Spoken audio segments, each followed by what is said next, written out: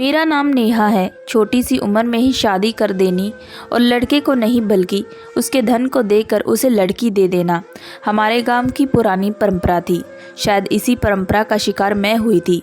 आखिर हो भी क्यों ना, मैं भी तो उसी गांव में जन्मी थी। 3 भाइयों की मैं सबसे छोटी बहन थी। मैं जब 16 साल की हो गई तो लाजमी था कि अब मेरे ज़्यादा दिन इस घर में नहीं हैं। घर वालों ने मेरे लिए रिश्ता देखना शुरू कर दिया था। एक रिश्ता मिला था जिसमें लड़के की उम्र मुझसे दुगनी थी। उसके पास ज़मीन ज़्यादा होने की वजह से घर वालों को वह मेरे लिए ठीक लगने लगा। जब मुझे ये बात पता चली तो शायद मुझसे ज़्यादा दुखी कोई ना होगा, क्योंकि कौन भला ऐसे रिश्ते से खुश हो सकती है। ये सिर्फ मेरे साथ नहीं बल्कि गांव की सभी लड़कियों के साथ होता था। लेकिन मेरी किस्मत ने साथ दिया और वह रिश्ता होने से पहले ही टूट गया, क्योंकि उन्होंने काफ़ी धन की मांग की थी। लेकिन मेरे माता पिता की हैसियत नहीं थी, जिसकी वजह से ये रिश्ता नहीं हो पाया। खैर, अच्छा ही हुआ, मैं खुश हुई। ऐसे ही दिन निकलते गए। अब मेरे लिए एक और रिश्ता आ गया। घर वाले जिक्र कर रहे थे कि लड़का हमारी नेहा के जितनी उम्र का है और एक बहुत अच्छी कंपनी में नौकरी करता है। मैं भी हैरान थी कि ये मेरी अच्छी किस्मत थी या फिर कोई जादू हो गया, क्योंकि मैंने आज तक पूरे गांव में किसी को भी नहीं देखा था यहाँ लड़की को उसकी उम्र का हमसफ़र मिला हो। हर लड़की का दूल्हा अक्सर उसकी उम्र से दोगुना ही होता था। खैर, मैं तो बहुत खुश हुई थी क्योंकि मुझे इन सब का शिकार नहीं होना पड़ा। मेरा रिश्ता तय हो गया और मेरे होने वाले दूल्हे का नाम दिनेश था। घर वाले कह रहे थे कि दिनेश ने दहेज लेने से मना कर दिया है। शायद मैं पहली बार देख रही थी। ऐसी सोच भी किसी की हो सकती है। अब तो मेरी खुशी का ठिकाना ही ना रहा। अब मुझे लग रहा था कि मुझे इस गांव के सभी घटिया रिवाजों से शायद छुटकारा मिल जाएगा, क्योंकि जो लड़का दहेज के लिए मना कर रहा है उसकी सोच कितनी अच्छी हो सकती है। अब मैं दिनेश के साथ अपनी ज़िंदगी के ख्वाब देखने लगी। खैर, दिन निकलने समय नहीं लगा और मेरी और दिनेश की शादी हो गई। दिनेश अपनी दुल्हन बना के मुझे अपने घर ले गया। मुझे अपनी विदाई के समय जरा भी दुख ना हुआ, क्योंकि आज तक जो मैंने इस गांव में झेला था वो बहुत रोंगटे खड़े करने वाला था। इन लोगों की छोटी सोच का शिकार सभी लड़कियां होती थी, लेकिन मैं दुनिया की पहली लड़की थी जो अपने गांव, अपने परिवार से दूर होकर खुश थी। खैर, मेरा ससुराल में बड़ी धूमधाम से स्वागत किया गया। दिनेश के घर में उनकी माँ के सिवा कोई नहीं था। दिनेश के पिताजी उनके बचपन में ही गुजर चुके थे। सुहागरात का समय आया और मुझे सजे कमरे में भेज दिया गया। थोड़ी ही देर बाद दिनेश कमरे में आए। उसके बाद मुझे जो पता चला, उसके बाद तो मेरे होश ही उड़ गए। मुझे पता चला कि दिनेश एक किन्नर थे। मैं मानो खुद को संभाल ना पाई। मेरी आंखों में अब आंसू थे। ये सब क्या हो गया था?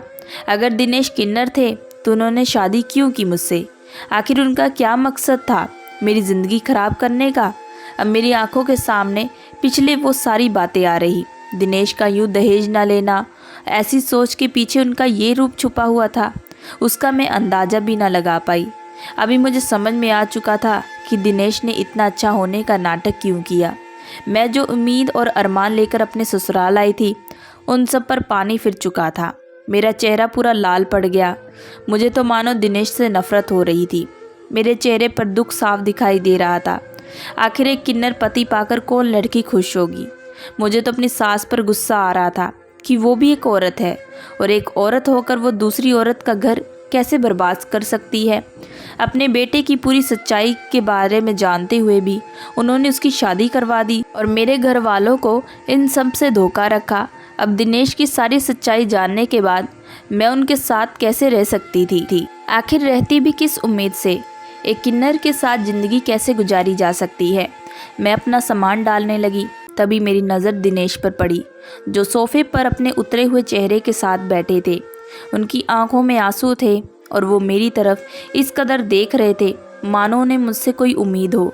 जैसे तैसे दिनेश ने हिम्मत करके मुझसे कहा कि नेहा, इसमें मेरी कोई गलती नहीं है, तुम मत जाओ। उनकी ये बात जैसे मेरा कलेजा चीर गई।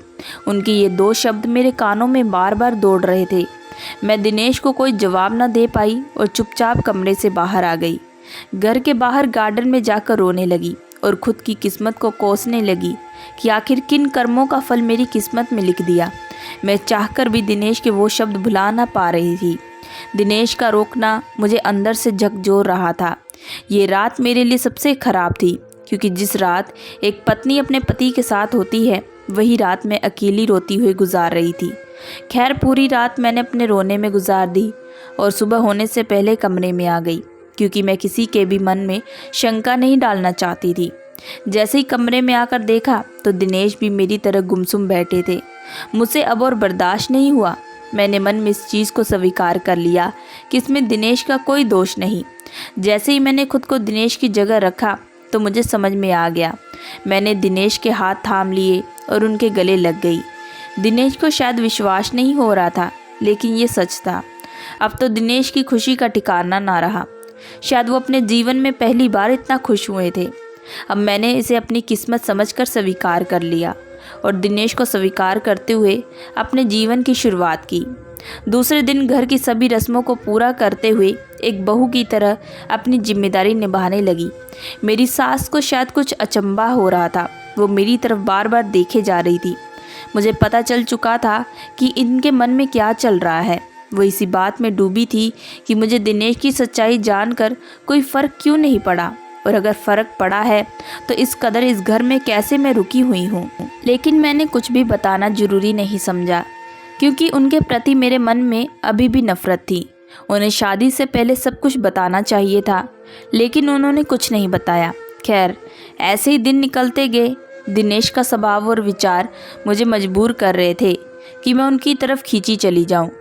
दिनेश दिन रात मेरी देखभाल करते, मेरे कुछ बोलने से पहले ही मेरी हर बात पूरी कर देते।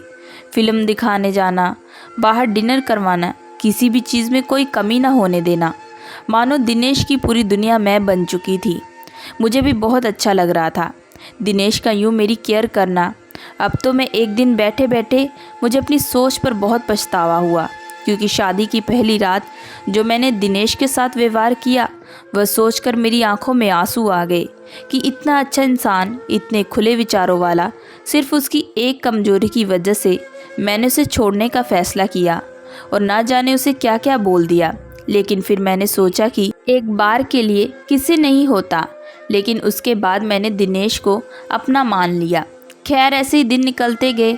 अब तो दिनेश का मुझे बाहर ले जाना, अपने दोस्तों से मिलवाना, जैसे मेरी हर ज़रूरतों को पूरा करते थे। मुझे कभी भी एहसास नहीं होने दिया कि मैं अपने मायके में नहीं, ससुराल में हूँ। वहीं दिनेश की माँ भी मेरा खूब ख्याल रखती। उन्हें देखकर कभी नहीं लगता कि वह मेरी सास है। उनका इस तरह प्यार और अपनापन देखकर मैं उनकी गलती भी भूल चुकी थी, जो उन्होंने शादी से पहले ये बात छुपा कर की थी। लेकिन अब तो मैं अपने परिवार के साथ बिल्कुल खुश थी।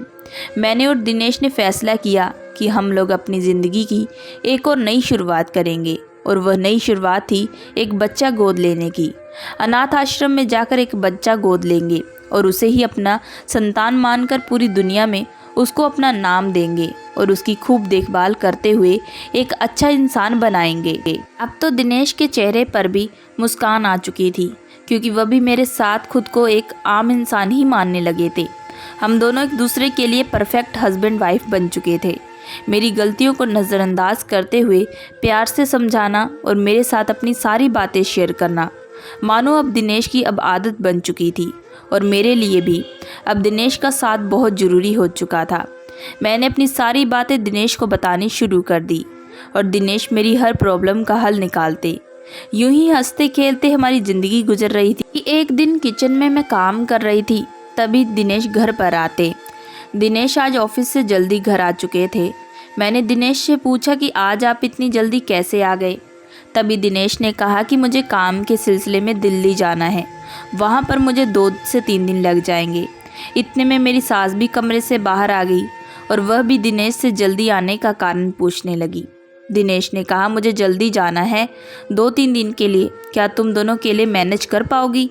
तभी मैंने कहा कि हाँ दिनेश, क्यों नहीं, हमें कोई प्रॉब्लम नहीं है, और वैसे भी हमारा आस पड़ोस इतना अच्छा है कि कभी कोई ज़रूरत पड़े तो सब आ जाते हैं।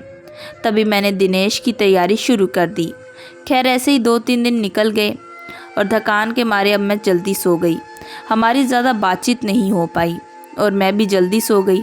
अगले दिन दिनेश ने अपनी दिल्ली के सारे रंग बताए, सारी बातें मुझसे शेयर की उन्होंने वहाँ पर क्या क्या किया जाके और किन किन लोगों से मुलाकात की। ऐसे ही बातें करते करते मुझे कब नींद आ गई मुझे कुछ मालूम नहीं हुआ। शाम को खाना खाने के बाद हम सबको दूध पीने की बहुत आदत थी और दूध पीते ही मानो मेरा सर भारी होना सा शुरू हो जाता और मुझे कब नींद आ जाती मुझे कुछ ना पता चलता। कुछ दिनों तक तो मैंने इसे बिल्कुल भी गहराई से नहीं लिया। मुझे लगा कि थकान के मारे मुझे जल्दी नींद आ जाती है और वैसे भी पूरा दिन घर का काम और दिन में भी सो नहीं पाती। लेकिन मुझे मन में थोड़ा अजीब सा हो रहा था कि दिनेश बेचारे पूरा दिन ऑफिस में काम करते हैं और रात को मेरे साथ दिल की 4 बातें करके बैठ जाते हैं और मैं जल्दी सो जाती हूँ। पता नहीं दिनेश को कैसा लगता होगा। फिर एक दिन मैंने दिनेश से कहा कि दिनेश मुझे पता नहीं क्या हो गया, मुझे दूध पीते ही नींद आ जाती है, शायद दिन भर के काम की थकान होती है, लेकिन आप इसे गलत मत समझना। तभी दिनेश हंसने लगे और कहा कि पगली, मैं कहाँ गलत समझ रहा हूँ। मुझे पता है पूरा दिन काम करते करते तुम थक जाती हो और रात को थोड़ी देर आराम फरमाती हो और तुम्हें कब नींद आ जाती है पता नहीं चलता। तब भी हम दोनों थोड़ी देर ऐसे ही बातें कर रहे थे कि फिर दिनेश ऑफिस के लिए निकल गए। लेकिन कुछ दिनों से मैं एक चीज़ बहुत ही गहराई से सोच रही थी कि रात को ऐसे जल्दी से सो जाना और सुबह जब उठती हूँ तो मेरे पूरे शरीर में थोड़ी बहुत हलचल होती है, मानो किसी ने मेरे बदन को छुआ हो और सर भी पूरा तरह से भारी होता। एक दिन मैं घर का काम कर रही थी कि तभी मुझे चक्कर आने शुरू हो गए और मैं सोफे पर बैठ गई। पता नहीं मुझे किस कारण चक्कर आ रहे थे, कहीं मेरे शरीर में किसी भी तरह की कमज़ोरी तो नहीं हो गई। खैर मैं अपने ही विचारों को बुने जा रही थी, तभी मैंने उठकर दवाई ली और वापस से काम में लग गई।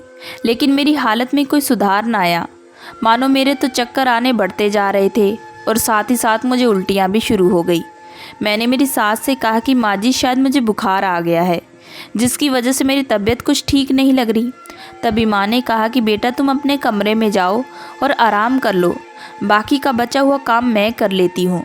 लेकिन मैंने माँ से मना कर दिया कि नहीं, मैं थोड़ी देर आराम करने के बाद वापस आकर ये काम निपटा दूँगी, आप मत करना।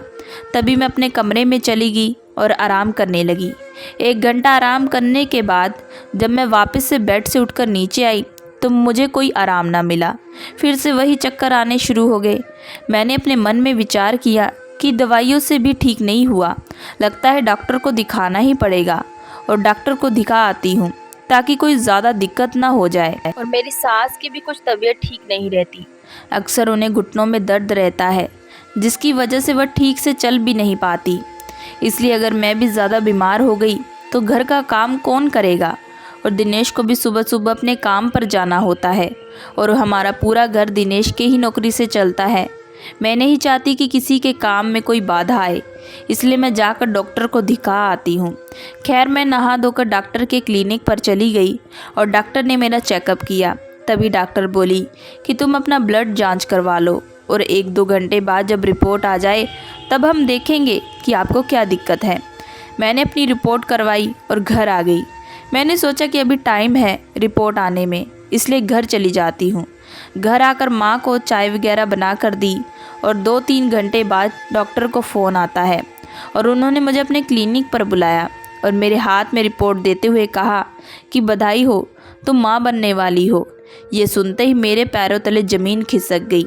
मैं तो पूरी तरह काँपने लगी, मेरे तो रोंगटे खड़े हो गए। आखिर ये क्या बोल रही है। जब ये खबर किसी विवाहित औरत को मिलती है तो उसकी खुशी का ठिकाना ना होता, लेकिन मेरे चेहरे पर दुखों का पहाड़ छा गया था। डॉक्टर ने मेरे चेहरे की उदासी देखते हुए कहा कि क्या हुआ, आपको खुशी नहीं हुई। लेकिन मैं डॉक्टरों को अब क्या बता सकती थी। खैर उनके सामने मैंने झूठी खुशी का दिखावा करते हुए रिपोर्ट ले ली और कहा कि ठीक है, मैं घर चलती हूँ, और मैं अपने घर की तरफ चल पड़ी। अब तो मानो मेरा पूरा सर चकरा रहा था, घबराहट के मारे मेरी जान निकली जा रही थी। मुझे कुछ भी समझ में नहीं आ रहा था कि आखिर ये सब क्या हो गया। दिनेश तो एक किन्नर थे, तो भला मैं माँ कैसे बन सकती, और दिनेश के अलावा आज तक मैंने किसी भी लड़के को उस नज़र से देखा तक नहीं। मैं अपने मरे मरे कदमों से घर की तरफ चल पड़ी। मुझसे तो अपना एक कदम भी आगे बढ़ाया ना जा रहा था। मेरी आंखों में आंसू थे, मेरा पूरा शरीर पसीने से लथपथ हो चुका था। मेरे मन में बार बार यही ख्याल आ रहे थे कि पता नहीं परिवार वाले क्या सोचेंगे और सबको तो पता है कि दिनेश क्या है। और जब सबको यह खबर मिलेगी कि मैं गर्भवती हूँ तो पता नहीं वह लोग मेरे बारे में क्या क्या सोचेंगे। पता नहीं मुझे अब क्या क्या बोलेंगे और मुझे चरित्रहीन साबित होने में ज़्यादा दिन नहीं लगेंगे। खैर, सब लोगों के मन में जो मेरे लिए विश्वास था, सब लोग मुझसे इतना जो प्यार करते थे, मेरी हर बात को मानते थे, वह सब मुझसे आज छिनने वाला था। मैं इस बारे में दिनेश से बात करूंगी, क्योंकि शादी से लेकर आज तक कोई भी दिक्कत आई है तो दिनेश ने उसका सामना करने में मुझे हिम्मत दी है और मुझे समझा है। लेकिन फिर मेरे कदम वापस से रुक गए। मैंने सोचा कि कहीं दिनेश ने मेरे साथ देने से मना कर दिया, क्योंकि कोई भी इंसान ऐसा नहीं होता जिसको पता चले कि उसकी पत्नी गर्भवती है बिना उसके छुए, तो कौन बर्दाश्त करेगा। खैर, जैसे तैसे मैं घर पहुंची और सीधा अपने कमरे में जाकर रोने लगी। थोड़ी ही देर बाद मेरी सास की आने की आवाज़ सुनी तो मैंने झट से अपने आंसू पोंछे और नॉर्मल हो गई, ताकि उन्हें भी किसी तरह का पता न चल जाए। तभी मेरी सास आई और कहने लगी, क्या हुआ बहू, रिपोर्ट ले आई ना? डॉक्टर ने क्या कहा? कोई बड़ी दिक्कत तो नहीं ना? तभी मैंने कहा कि नहीं नहीं माँ जी, बस थोड़ा बहुत बुखार है, इस वजह से थकान हो गई, जिसकी वजह से कमजोरी के कारण मुझे चक्कर आने लगे। बाकी कोई दिक्कत वाली बात नहीं है, सब ठीक है। तभी मेरी सास ने कहा, यह तो अच्छी बात है, तुम अपनी सेहत का ध्यान रखो और काम ज़्यादा मत करो, 2 दिन आराम करो और दिनेश को फ़ोन कर दो, वह तुम्हारे लिए ताज़ा और ताकतवर फल ले आएगा। मैं तो अपने मन में सोच रही थी कि आप जिस बहू का ख्याल रख रही हैं, जिस बहू के बारे में इतना सोच रही है, उसने तो आपका नाम भी डुबा दिया। मेरे तो कुछ भी समझ में नहीं आ रहा था कि ये बच्चा किसका है और बार बार मेरी आंखों से आंसू ही टपक रहे थे। लेकिन जब मैं उनके कमरे में बात करने के लिए गई तभी मैंने अपने कदम वापस मोड़ लिए और मन में विचार किया कि उनकी तबीयत तो पहले से ठीक नहीं रहती, और अगर इन सब बातों का उन्हें बताया गया तो पता नहीं उनके साथ क्या हो जाएगा। अगर उनकी तबीयत ज़्यादा ख़राब हो गई तो मेरे लिए समस्या और भी बढ़ जाएगी। इसलिए मैंने दोबारा अपनी सास के कमरे में जाना ज़रूरी नहीं समझा और ना ही दिनेश से इस बारे में और बात की। खैर, अब तो मुझे पूरी सच्चाई जाननी ही थी कि आखिर मेरे साथ हो क्या रहा है। फिर मेरे मन में ख्याल आया कि ज़रूर इसमें किसी और का ही हाथ है। अगर मुझे दूध पीते ही नींद आ जाती है तो दिनेश भी तो दूध पीते हैं और दिनेश को भी तो नींद आती ही होगी, इसलिए हम दोनों सो जाते हैं और मेरे साथ कुछ गलत होता होगा। एक दिन मैंने विचार किया कि आज मैं बिना दूध पिए ही सो जाऊंगी और उसके बाद जो होगा वह अपने आप सामने ही आ जाएगा। रात का समय हुआ। मैं रोज़ की तरह खाना खाकर मैंने अपनी सास को उनके कमरे में दूध दिया और मेरा और दिनेश का दूध लेकर अपने कमरे में आ गई। और फिर मैंने एकदम से अपनी तबीयत खराब होने का बहाना बनाया। तभी दिनेश ने कहा कि क्या हुआ? मैंने कहा कि रसोई घर में मेरी दवाइयाँ पड़ी है, प्लीज़ मुझे ला कर दे दो। तभी दिनेश रसोई घर में दवाई लाने चले गए और मैंने वह दूध खिड़की से बाहर की तरफ डाल दिया, खाली गिलास रख दिया। दिनेश ने कमरे में आकर देखा तो पूछा कि इतनी जल्दी दूध पी ली? मैंने कहा कि हाँ, वैसे मुझे प्यास लग रही थी, पानी कमरे में था नहीं, इसलिए मैंने जल्दी ही दूध ही पी लिया। दवाई दे दो, मैं ले लेती हूँ। मैं दवाई लेकर ऐसे नाटक करने लगी जैसे मुझे बहुत तेज नींद आ रही हो। मैंने नींद में आने का नाटक करते हुए सो गई और दिनेश ने भी मेरे बदन को छू कर देखा तो उसे भी यही लगा कि मुझे नींद आ गई। लेकिन उसके बाद कमरे में क्या हो रहा था मुझे कुछ भी दिखाई नहीं दे रहा था, लेकिन मैं महसूस और सुन सकती थी। मैंने देखा कि कमरे का दरवाज़ा खुलता है और 2 से 3 लोगों की बोलने की आवाज़ें आने लगती। उनमें से दिनेश भी कुछ बोल रहे थे, लेकिन मुझे उनकी कुछ साफ आवाज़ सुनाई नहीं दी, वह फुसफुसा कर बोल रहे थे। उसके बाद मैंने देखा कि एक आदमी मेरे पास आता है और मेरे कपड़े को उतारने की कोशिश करने लगता। तभी मुझसे बर्दाश्त न हुआ और मैंने झट से अपनी आंखें खोल ली। मुझे एकदम से जागता हुआ देखकर दिनेश और उन लोगों के होश उड़ गए।